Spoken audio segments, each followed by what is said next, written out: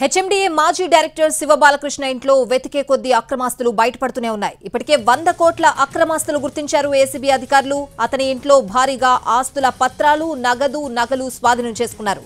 ఇప్పటివరకు 40 లక్షల నగదు లెక్కించారు. మరోవైపు ఏసీబీ అధికారులకు సహకరించకుండా తప్పించుకుంటున్నారు శివబాలకృష్ణ కుటుంబ సభ్యులు.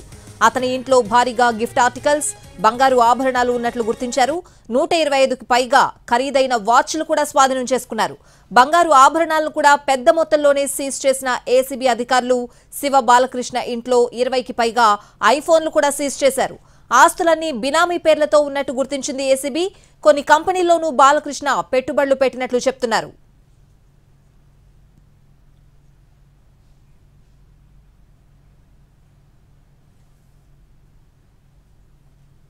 హెచ్ఎండిఏ మాజీ డైరెక్టర్ శివబాలకృష్ణ ఇంట్లో ఏసీబీ అధికారుల తనిఖీలకు సంబంధించిన పూర్తి అప్డేట్స్ అడిగి తెలుసుకుందాం. మా crime input editor Ramesh Vaitla phone line లో ఉన్నారు. రమేష్, హెచ్ఎండిఏ శివబాలకృష్ణ ఇంట్లో ఉదయం నుంచి కూడా ఏసీబీ అధికారులు సోదాలు చేస్తున్నారు. ఈ సోదాలకు సంబంధించినట్లయితే ఇప్పుడే కొద్దిసేపు క్రితం అధికారికంగా కొన్ని విజువల్స్ కూడా రావడం జరిగింది. దాంట్లో సంబంధించిన పెద్ద మొత్తంలో ఆస్తుల పత్రాలతో పాటు వాచ్లు, ఐఫోన్లు, పెద్ద మొత్తంలో పెట్టుబడులకు సంబంధించిన వ్యవహారాన్ని కూడా బయటపడ్డట్లు అధికారులు చెప్తున్నారు. అయితే ఇప్పటి వరకు చూసినట్టయితే దాదాపు 100 కోట్ల పైచిలకు ఆస్తులను గుర్తించామని చెప్పి అధికారులు చెప్తున్నారు. దాంతో పాటు ఈ మార్కెట్ వాల్యూ ప్రకారం చూస్తే దాదాపు 500 కోట్ల వరకు ఉంటుందని చెప్పి అధికారులు అంచనా వేస్తున్నారు. అయితే మరోవైపు చూసినట్టయితే పెద్ద మొత్తంలో బినామీ పేర్లతోటి ఆస్తుల పత్రాలను స్వాధీనపరుచుకున్నారు.